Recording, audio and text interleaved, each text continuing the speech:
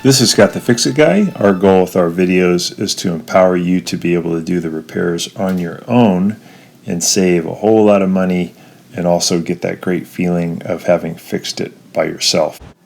Today we have a Whirlpool Series 70 dryer that doesn't always start. Sometimes it starts, and sometimes when you press the start button you just get a buzzing sound or a hum.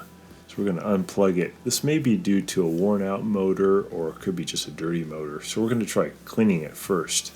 Sometimes they just need a little cleaning. And while we're in there, we're going to change the belt. So we got to remove take the filter out and remove two Phillips head screws here on the top. It comes apart pretty easily. We've got it unplugged. These are actually really good dryers. They last a long time, but sometimes the motors get worn out.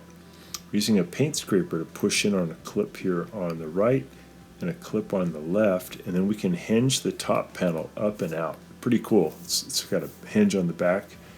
Push it out of the position. Make sure it doesn't fall on you. And I'm going to reach in and undo these two spade connectors for the door switch. Just going to pull those off. And then I got I have four total bolts that I need to remove for the front panel. There's two at the top and two at the bottom. Got the two top ones off. To get the bottom ones off, I'll go ahead and remove a panel down below it, an access panel, and I'll use a paint scraper to press in on a clip here, and then I'm going to pull the panel toward me. I'll do the same on the right side. I'll pull this panel access panel up and out of the way off of its clips. And I'm going to push in on this spring and remove it. These springs are to help the door to keep closed, but I want to get them off for now. So I'm going to push down to get that spring off. Then I'm going to remove these bolts off the back. Be careful when you remove these bottom bolts because the whole front panel is about to drop. So support it with your hand, and then you can get the front panel off. And now we can undo the belt so we can get the tumbler off. So we're going to push the either wheel to your right, the big white wheel, and then you can pull the belt off of the gold smaller wheel, which is the motor pulley. And then you can lift the tumbler off. I like to lift it off by the belt. The motor is down here on the right hand side, pretty dirty, full of lint. You want to see if you can turn it fairly easily. If you reach in there and you can turn it with your thumb and forefinger easily, then that means the bearings are okay. But if it's really hard to turn,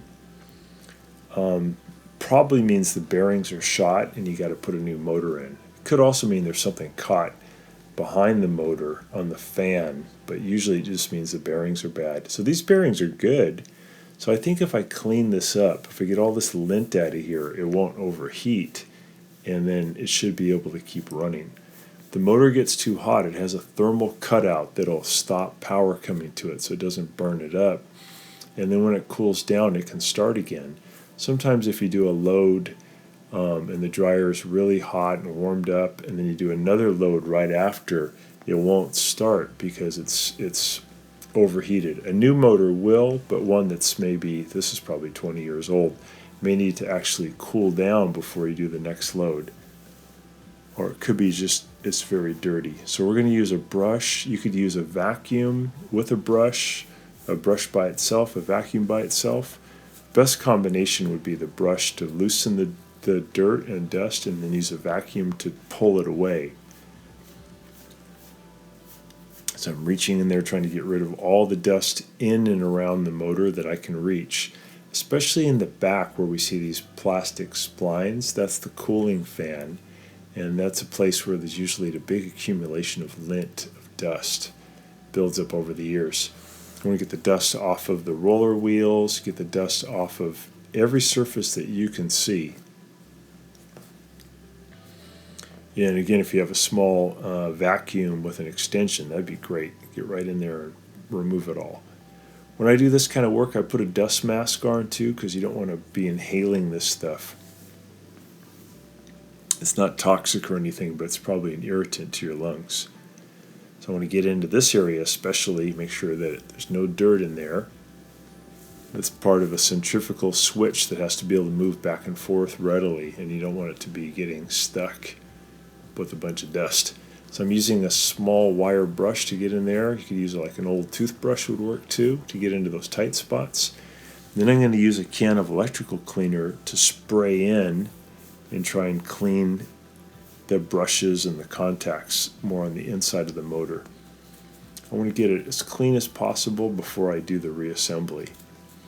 While I'm here, I'm going to go ahead and put a new belt on, because this is probably, again, in over 20 years has this thing been running, probably with the same belt. These are really good dryers. They go a long time. We had one at our house for 24 years. So we're getting all that dirt out of there with mechanical action, and then we use the electrical cleaner, which I think is like an ether. I'm going to spray these contacts. I'm going to spray every surface I can see. I'm going to spin it while I spray in here where there's electrical contact. I'm going to spray these cooling fins. You don't want to inhale this stuff though. It's not good for you. So maybe hold your breath while you do this. And now that motor's pretty good. It's refreshed. Remember, if you're turning it though with your fingers and it's just not budging, or it's really squeaky, then it's time for a new motor. Those are bad bearings. Here's the part number for the new belt. This has the Kenmore badge on this dryer, but that's just what Sears puts on it, but it's really made by Whirlpool. It's a very good dryer. I'm comparing the old belt to the new belt, make sure I have the right belt, and they're the same size. The new belt's just going to last longer, the rubber's in better condition, less likely to break. So I'm putting the new belt onto the tumbler with the rubber side touching the tumbler and the cloth side up toward me. I'm going to get that tumbler into position. I'm going to put it back on the back support rolling wheels, and then I'm going to lay down so I can get close where I can put the belt back over the idler wheel first, and then I'll push the idler wheel to my right and stretch that belt up onto the motor pulley. And then before I do the reassembly, I'm going to grab the tumbler and I'm going to turn it to make sure that the belt won't slip off before I do the full reassembly. So I'm turning the tumbler clockwise and just making sure I do a full revolution, and that looks good. So I'm going to put the front panel back on. I'm going to make sure that I've got the front panel has a felt bearing that the tumbler rides on, so I'm going to get that in position, and then I'll lift up a little bit and I'll put that screw in on the upper left hand side. I'm going to just do that by hand. It's going to kind of get the front panel indexed in the right position so I can put the other screws in.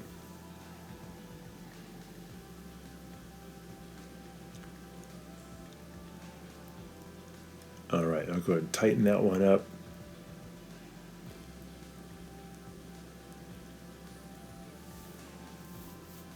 Do the left side. Oh, I'm sorry, right side. Just get it in by hand first and then tighten it up.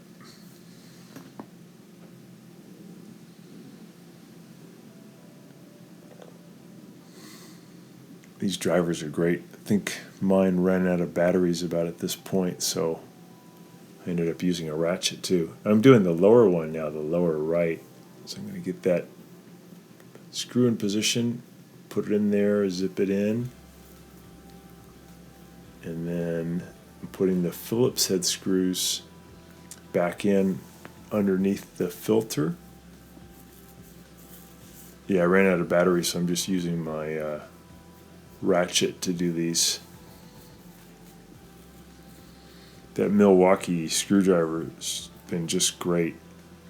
It goes for a long time. I've had it for probably 3 years now. I use it all the time. Putting the filter back in.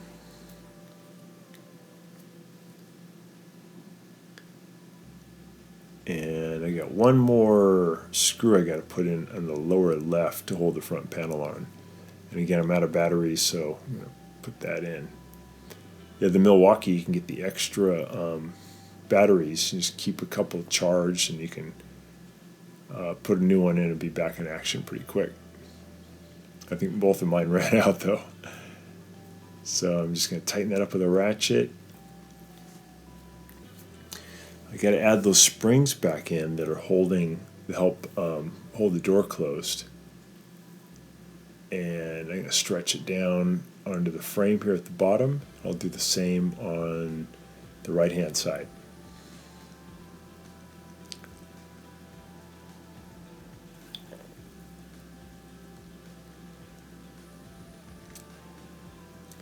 I did tell the customer it's gonna work well now, but probably good to wait in between loads. Like you dry a load, wait about 30 minutes, then dry the next load.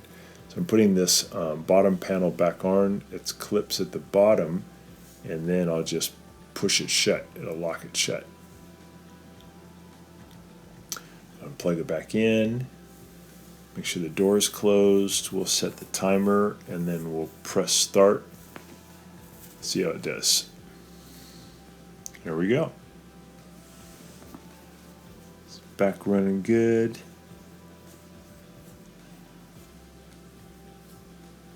Yep, back to normal. So, got a healthy dryer again. Thanks so much for watching. Hope it gets your dryer going. And please subscribe when you get a chance.